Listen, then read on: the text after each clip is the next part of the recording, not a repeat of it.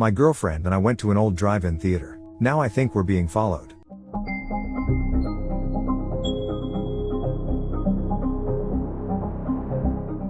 Two weeks ago, me and my girlfriend Paige decided to drive up into Canada and spend the weekend in Montreal. It was a good trip, but I can't deny that what happened on the drive there put us on edge. It was something of a relief to head home that Monday morning, with the unspoken agreement that we wouldn't make any more random stops. On the Friday evening we were driving through forests with the windows down. The strip of sky between the trees was a dreamy pink. The evergreens smelled sharp and cool. Paige was laughing, trying to teach me French phrases which I purposefully botched. "Hey, look." She was pointing at a muddy, wooden sign for Pine View Drive-In Theater, paint peeling. You ever been to one of those? Nah, never. I was already turning in. You? No, but I've always wanted to. I wonder if it's open. I was focused on steering the narrow road through the trees, but I could hear the smile in her voice. She loves spontaneity. We were making good time, and I'd already told the hotel we'd be checking in late, so why not? The ticket booth was deserted. The barrier gate was raised, obscured by branches. Damn.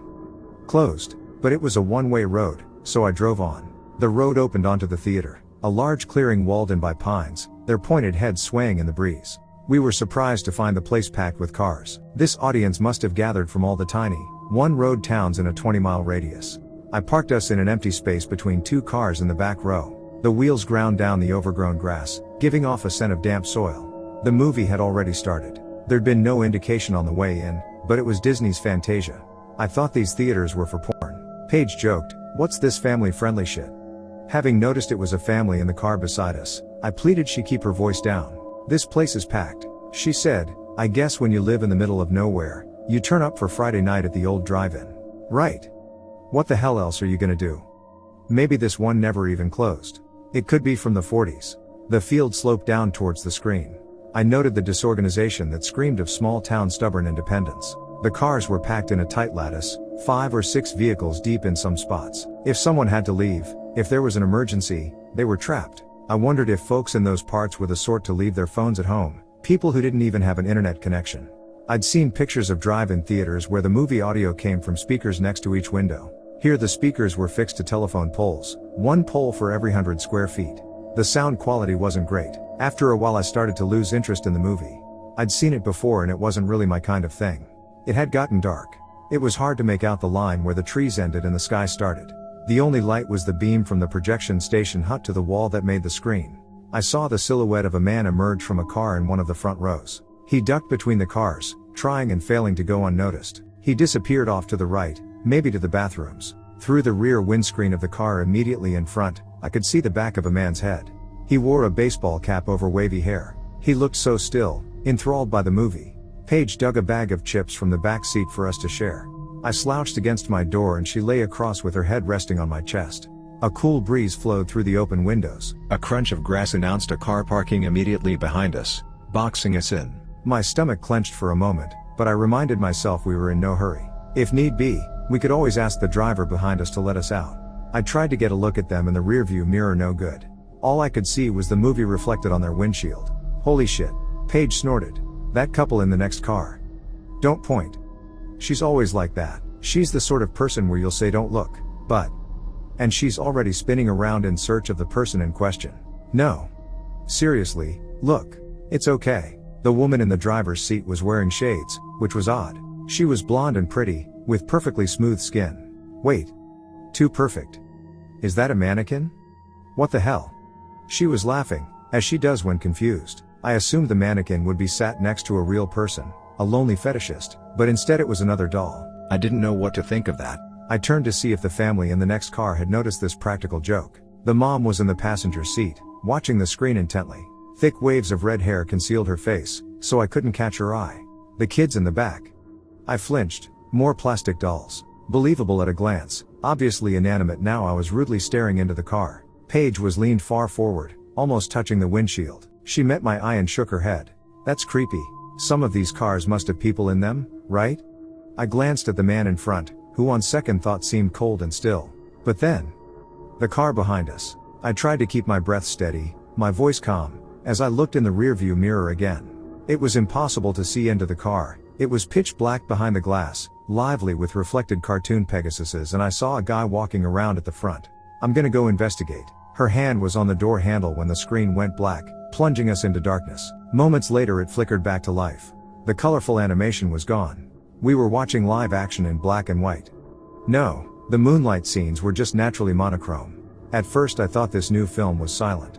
It took a few moments for my ears to register the deep drone rattling my chest and the walls of the car. I was surprised those tinny little speakers could handle it, but really it felt like the new soundtrack was coming from somewhere closer to the ground, or underground. The view on screen scrolled over roots and leaves. The cameraman was walking through a forest like the one that enclosed us, swaying a little, like they might be breathing heavily, but there wasn't any sound but the escalating groan. There were a lot of flies in the shot, clouds of them billowing up in each step of the cameraman. I knew what this meant, and this new film didn't feel like fiction. A dip in the earth and there it was, a pale hand peeking from beneath the soil, a shallow grave. 3 The number was stamped on the screen for a split second, overlaid. Another limb came into view, maybe a bicep. It almost glowed white in the black earth, like some giant maggot. 2 I heard ragged breaths. 1, or both, of us was hyperventilating. The low drone now had other tones in it, a dull roar like a hurricane outside the window. The camera panned up to a mound of earth 20 feet across, dotted with half-submerged bodies, engulfed in legions of flies. 1 The droning stopped. There was silence, for a split second before the back windshield exploded. I turned to see a glinting axe being dislodged from a deep incision between the back seat and the trunk. The wielder was just a dark figure, screaming for blood. We were screaming too. The figure stalked around Paige's side of the car. I smashed my door open. With strength I didn't even know I had, I was grabbing Paige around the waist in one arm and dragging her away from the door. We were on our feet, scrambling away as the man dashed around the hood and lunged at us. I could tell it was a man by his stature. He was easily over 6 foot, but his face was hidden behind a false female one. The freak had tied a hacked-off mannequin face over his own. He seemed to let us get a head start, like it was a bit of fun, then followed. I couldn't find Paige. She dashed off. I had to escape, but I had to find her. I don't remember much of the sprint through the field, between the cars, except these frantic thoughts and the tastes of sweat and acid. The man screamed and screamed the whole time, barely pausing for breath. It was the only time in my life I've heard a human being make a noise like that. The sound gave me some idea of the distance between us. The worst part was the fear I'd hear him find Paige. I slowed down, trying to think. I crept around the back of a beat-up old truck and found Paige 20 feet away, crouched behind a sedan. She looked up in panic, then slumped back against the car. Further down the hill the man shrieked, painfully, like his throat was tearing in the strain. There was another whine of metal under axe blade. Paige pointed at the trees and I nodded. We crept out of the clearing. My heart was pounding in my ears. I was sure the man would hear it and follow us. I was convinced he could smell the roiling blood in my veins. We crept blindly through the forest, holding hands. I can't even guess how long we were out there. We kept having to circle around thick copses and choking undergrowth. There could have been bears out there. We could easily have fallen into a hidden ravine. I didn't think about any of that, only escaping the wailing man and his axe. Eventually, soaked in mud, sap and blood from 100 scrapes and cuts, we came out on the road. The gap in the forest let in moonlight and we could see a little better. Scared our pursuer would hunt us down in his car, we retreated to the trees to follow the road under cover. We walked several miles to the nearest town and found a police station. Thankfully the 2 officers on duty were helpful and took our story seriously. The state we were in lent weight to it, I suppose. Paige couldn't stop shaking. Someone gave us mugs of coffee. They knew the drive-in and claimed the strange arrangement was a bit of fun, a weird local tradition. The theater closed in the 70s. People started abandoning cars there in the 80s. No one remembered when the mannequins started showing up, but the whole messed up site had become every day for residents. New dolls were added to the theater's population every year. However, they were surprised to hear of the welcome sign that had lured us in, and raised eyebrows at mention of the movie. There ain't been any projection equipment up there in decades. A few officers drove off to investigate the scene. We were showed to a waiting room where, exhausted, we fell asleep on a couch. We were woken by a grim-faced police chief who wanted to ask us more questions. He confirmed that after finding my car and the axe wounds in it, they were filing a report and searching for the attacker. We checked every car up there, nothing. No clue as to which way he went, but something will turn up. We'll get the word out. We'll have the whole town on the lookout for anything suspicious. Was there projection equipment in the hut at the back? Paige asked. We didn't dream there was a movie playing, right? Yeah, you sure as hell didn't dream it. He studied her a minute, then shrugged and shared what he knew he shouldn't. It was full of equipment, and spare mannequins. All different shapes and sizes, all dressed up and ready to go. It was like something from a horror movie.